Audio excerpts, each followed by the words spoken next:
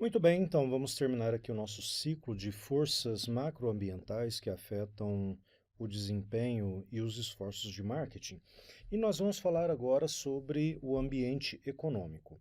Esse, de repente, é um dos mais importantes, né, que a gente precisa dar uma olhada, porque basicamente o mercado, ele é uma troca de valores, como nós já vimos.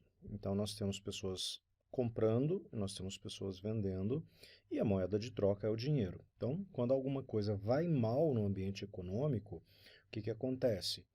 O nível de gastos ele acaba sendo reduzido, porque o consumidor ele perde renda e ele perdendo renda, ele deixa de comprar. Simples assim.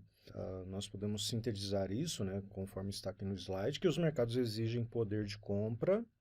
Então, se as pessoas não têm poder de compra, elas não conseguem fazer uso, né, do seu potencial aquisitivo. O ambiente econômico consiste, então, em fatores econômicos que afetam o poder de compra do consumidor e os padrões de gastos. E os fatores econômicos podem ter um efeito dramático nos gastos do consumidor e no comportamento de compra. Com base nisso, basta vocês verem o crash nos Estados Unidos na década de 20, no finalzinho da década de 20, mais especificamente em 1929, onde teve uma quebradeira geral da Bolsa de Valores, e esse fato se repete em 2008 também com o colapso do sistema bancário norte-americano, que afeta praticamente o mundo todo. E do ponto de vista econômico, algumas empresas tentam lidar com essa questão do gasto rotineiramente, como é o caso, por exemplo, do Walmart, cujo lema nos Estados Unidos é Low Prices Every Day on Everything, ou seja, preço baixo todo dia em todos os itens. Então eles fazem um trabalho muito forte junto aos seus fornecedores para que a aquisição deles seja a baixo custo e que eles possam repassar isso para os consumidores também a um custo mais acessível de mercado. Então, neste caso, algumas empresas trabalham com essas bandeiras justamente para tentar viabilizar, porque, diferentemente do Brasil, que tem sempre aquela tentativa de chamar a atenção do consumidor com base nas liquidações, o Walmart ele trabalha de uma maneira diferente. Lá não existe liquidação. Todo dia, praticamente, os preços são baixos comparados com o restante do mercado. Então, é uma boa estratégia de marketing aí trabalhar esse fundamento. Então, vamos ver aqui o quanto o ambiente econômico acaba impactando a vida do cidadão. O Instituto de Pesquisa Econômica Aplicada, o IPEA, prevê que a economia deve crescer 3% em 2018. O avanço virá da indústria, do setor de serviços e também do aumento do consumo das famílias. Os números foram divulgados hoje no Rio de Janeiro. Casamento marcado para o ano que vem, mas não é só isso que explica a certeza da Sabrina por dias melhores. Esse ano eu consegui pagar algumas dívidas, né? Limpei o meu nome, consegui organizar a minha vida financeira. E em 2018 espero ter só despesas, né? Por conta de um sonho que eu vou realizar, que é o meu casamento. Sabrina é um exemplo de esperança de melhora na economia que o IPEA projeta para o ano que vem. A expectativa é que o consumo das famílias continue aumentando e cresça 3,4% em relação a 2017. E uma das principais razões para tanto otimismo é que mais brasileiros vão virar o ano sem contas no vermelho. Em quase 2 anos, o grau de endividamento das famílias caiu de 46% para pouco mais de 41%. A inadimplência também teve queda entre maio do ano passado e outubro deste ano. Menos dívidas, mais compras. A estimativa também é de dados positivos na área de serviços e na indústria. O estudo mostra que a agricultura pode ter queda de 2,5%. Ainda assim, a previsão é avanço do Produto Interno Bruto do país de pouco mais de 1% este ano a 3% em 2018. O desemprego deve assombrar menos brasileiros no ano que vem. A expectativa é de crescimento no número de vagas com carteira assinada. Com a intensificação da recuperação da economia, o emprego formal comece a melhorar de forma mais clara e também há essas mudanças aí de legislação trabalhista que permitem contratos mais flexíveis que podem ter impactos positivos também. Então veja bem, apesar do vídeo ser um pouquinho antigo, mas é muito mais para exemplificar os cuidados que a gente tem que ter e quais são alguns indicadores econômicos que a gente deve observar no nosso dia a dia. Então, sempre do ponto de vista, mesmo que isso seja um pouco chato para algumas pessoas, mas para você gestor, para você que está à frente de uma empresa, é de suma importância que você faça esse acompanhamento. Por exemplo, como é que está o nível de renda da população brasileira? Qual é o custo de vida das famílias? Qual é a taxa de juros praticado no nosso país? Quais são os padrões de poupança e de empréstimo? Todos esses indicadores, eles têm um grande impacto no mercado como um todo, porque se a renda cai, o consumo cai. Se o consumo cai, consequentemente, você vai vender menos. Se o custo de vida está alto, as pessoas vão deixar, de repente, de comprar os itens supérfluos e vão se dedicar mais àqueles voltados para a subsistência, tipo itens da cesta básica. E isso, diretamente ou indiretamente, pode afetar o seu produto. Então, você tem que pensar muito em termos de como anda a economia, fazer essa reflexão e tentar contextualizar quais os impactos que isso pode trazer para o seu negócio. É uma análise macroambiental extremamente importante. E aí, algumas empresas, elas tentam responder a essas oscilações com base em algumas estratégias. Olha só, por exemplo, o Carrefour. O Carrefour, mesmo com outra bandeira, ele tem dois perfis de loja completamente diferentes com base em um público que tem poderes aquisitivos diferentes. Olha só, do lado esquerdo nós temos uma loja mais voltada para uma classe A e B, com itens com um padrão melhor, né, em termos de qualidade, com uma loja mais elegante, uma iluminação muito boa. Do outro lado, nós temos também da sua bandeira, mas as lojas Dia, que é mais voltada para um público com um poder aquisitivo menor. Vocês podem perceber aí a diferença de piso, a diferença de iluminação e, consequentemente, também a diferença em termos de marcas e de produtos comercializados pela rede. A mesma coisa acontece, por exemplo, com o Pão de Açúcar. Na parte de cima vocês podem ver ali todos os itens de frutaria, todos os itens de bebida. E você tem, por exemplo, uma outra rede que é a Compre Bem, que também é da rede, né, mas com outro nome, que é mais voltado para um público também diferente, que seria aí basicamente classe C, D e E. Então veja só, uma mesma empresa ela pode adotar estratégias diferentes visando consumidores diferentes. E um outro ambiente que também impacta bastante é o ambiente natural. O natural que é mesmo de natureza, de recursos naturais. Então envolve ali o ambiente físico, os recursos naturais, que são necessários como insumos pelos profissionais de marketing ou que são afetados pelas atividades de marketing.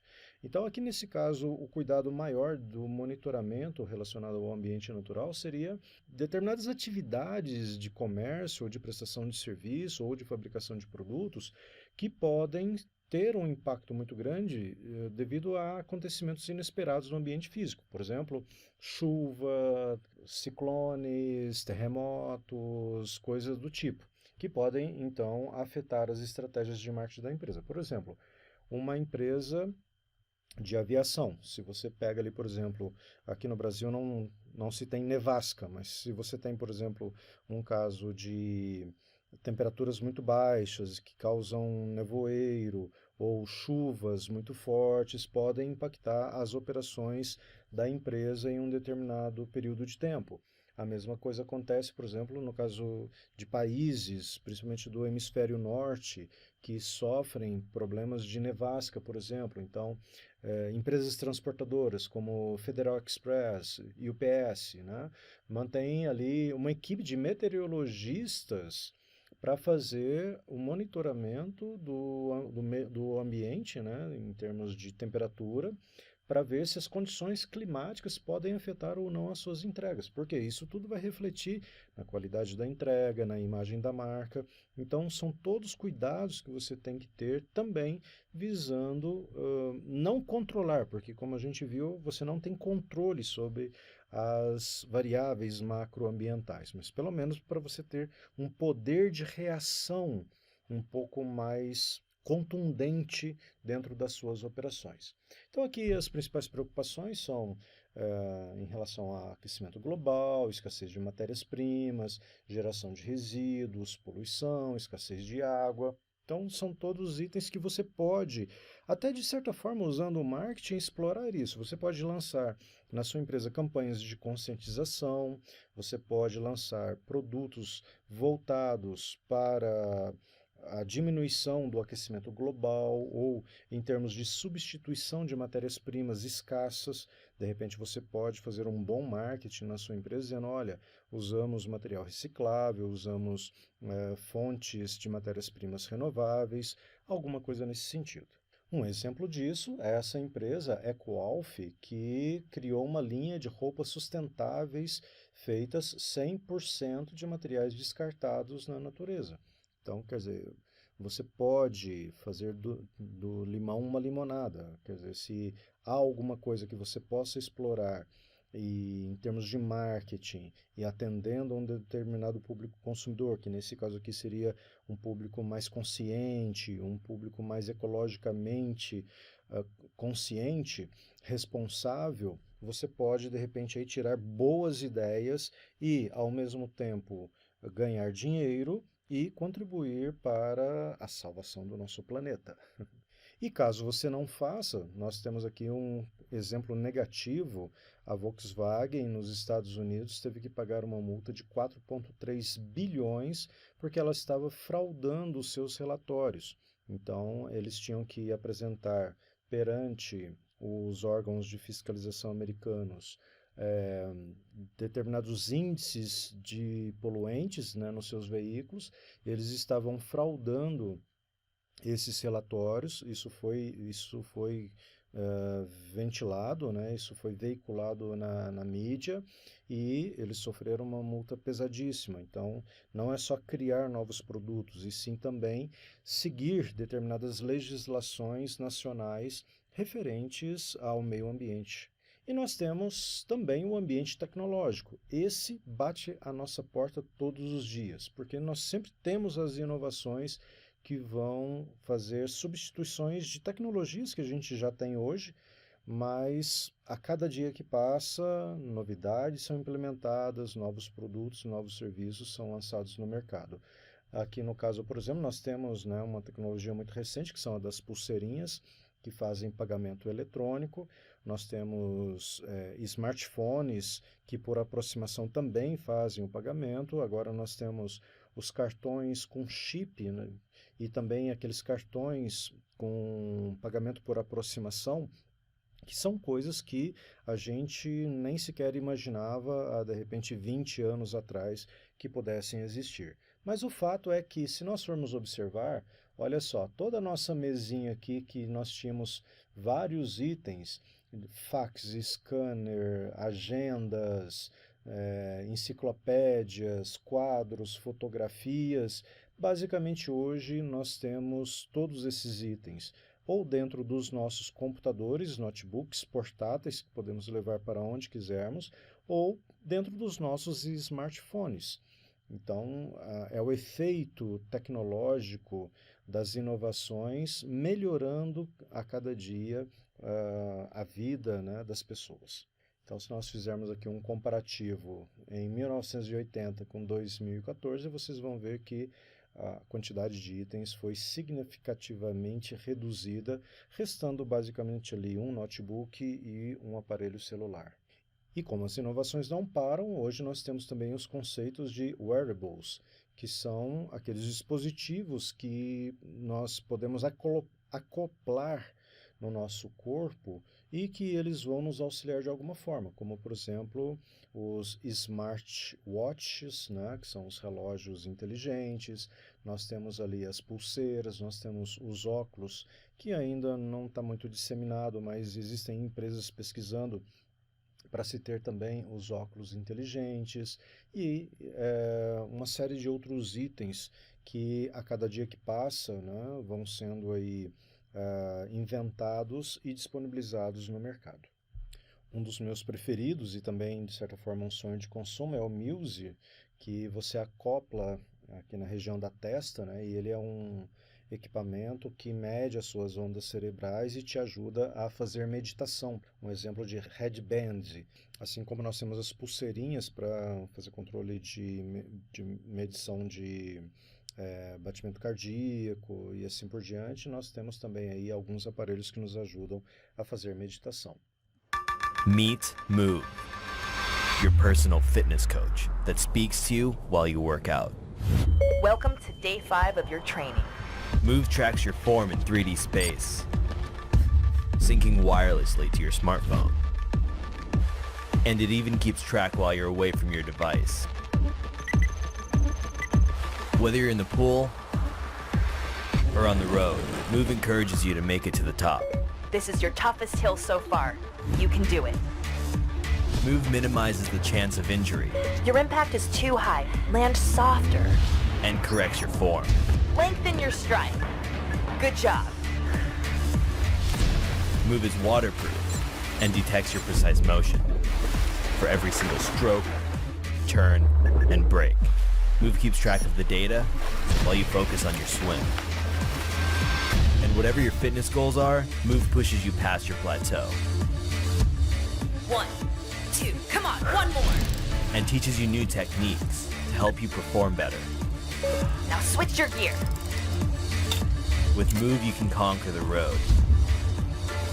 Move is with you during every movement of every day and night. You compete and connect across all sports and improve your performance step by step. Move, your personal fitness coach.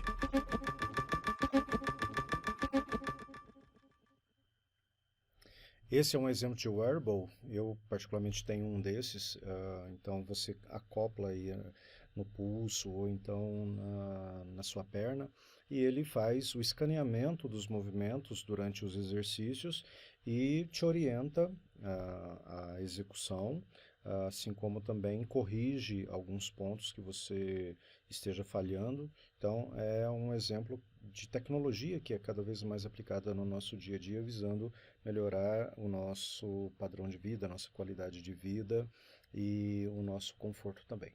E por último temos o ambiente político-social, que são as leis, as agências governamentais, os grupos de pressão que influenciam ou limitam as organizações e indivíduos em uma determinada sociedade.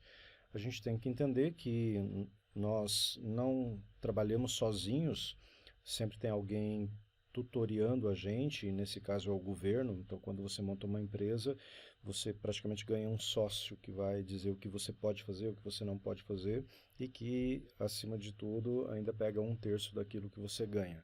Então, dentro do ambiente político-social estão aí algumas agências reguladoras, o próprio governo, que vão impor certas limitações, como, por exemplo, a proibição de canudos de plástico, né? Então, em algumas cidades aí foram proibidos os canudos, você não podia mais usar, né, para tomar aí refrigerante, água, etc. e tal, e que, por sua vez, algumas empresas responderam à altura, né, inovando. Então, toda dificuldade traz em si o germe, né, da inovação. Que nesse caso aqui, por exemplo, já que a gente não pode utilizar o canudo de plástico, eles criaram então os canudinhos de bambu, de inox e de vidro. Então, novamente, eu chamo a atenção de vocês para esse ponto. Se você tem alguma restrição, use a sua criatividade, crie um produto, crie um serviço que possa então suplantar aquela dificuldade que foi imposta no mercado e que pode ser aí uma grande oportunidade de negócios. Ou nós temos aqui uma outra situação que é também o governo interferindo de certa forma nos mercados.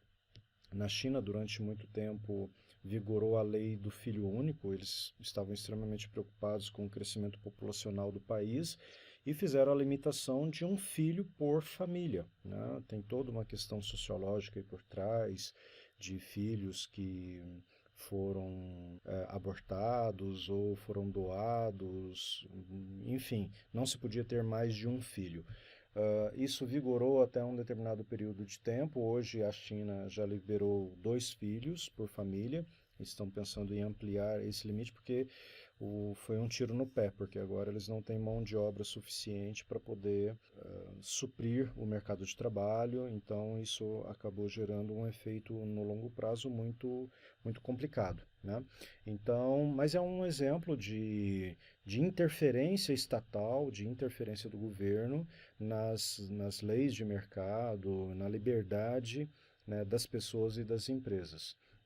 E existem aí também algumas questões que o governo sim deve interferir, que são questões éticas. Se vocês fizeram uma pesquisa aí, teve aquele escândalo da Cambridge Analytica, né, que juntamente aí com o Facebook teve alguns casos de manipulação de eleições. Então, em algumas situações é realmente necessário e importante que o governo interfira. A questão é saber exatamente em que deve interferir e como isso pode impactar dentro das nossas empresas, dentro das nossas estratégias. Então, um exemplo clássico de questão ética é quando você, por exemplo, vai numa ótica e na ótica eles já te oferecem uma consulta gratuita ou com desconto na compra de óculos, por exemplo, né? Então, isso é considerado como venda casada, quer dizer, eu te dou um desconto se você fizer a consulta com um médico fulano de tal. Então, isso aí, na verdade, tem toda uma questão ética por trás, até que ponto realmente você está sendo bem cuidado ou até que ponto você está sendo manipulado pelo mercado. E, para finalizar, tem um ambiente cultural, que são as instituições e outras forças que vão afetar os valores, percepções, preferências e comportamentos básicos de uma sociedade. A gente tem que entender que quando a gente vive em sociedade, nós desenvolvemos alguns valores, alguns conceitos culturais e que vão regular, de certa forma, o comportamento do grupo. Então, toda sociedade tem isso. Comportamentos que são compartilhados, atitudes que são compartilhadas, visões de mundo que são compartilhados. E é muito importante a gente analisar essas questões do ponto de vista da liberdade individual, do trabalho duro, relacionados ao casamento, o que é conquista, o que é sucesso. São uma série de valores que estão ali permeando uma determinada sociedade e que vai fazer com que você tenha sucesso ou não criando determinados produtos ou oferecendo determinados serviços, como, por exemplo, uma sociedade que preza muito a conquista, o sucesso. Você pode facilmente criar um produto ou serviço voltado para a formação. Hoje está muito na moda a questão dos coaches, que vão te orientar a como você fazer o seu primeiro milhão, como é que você pode ter uma carreira de sucesso. Tudo isso, na verdade, faz parte de uma sociedade que, na sua cultura, tem como grande alvo o sucesso individual. Então, as pessoas se espelham naquelas pessoas que obtiveram grande sucesso e querem fazer igual. Então, os valores culturais eles vão influenciar muito na nossa criação de produtos ou serviços. Como, por exemplo, se a crença numa sociedade é o casamento, então tem sociedades que, como acontecia há algum tempo atrás, né, quanto mais cedo você casar, melhor. Agora, existem outras sociedades que dizem assim, não, o casamento é uma coisa secundária. Então, primeiro cuide da sua carreira, cuide da sua formação acadêmica, cuide do seu sucesso pessoal primeiro. Depois você pensa em casar, depois você pensa em ter filhos. Então, você tem que fazer uma análise do que está acontecendo no seu ambiente.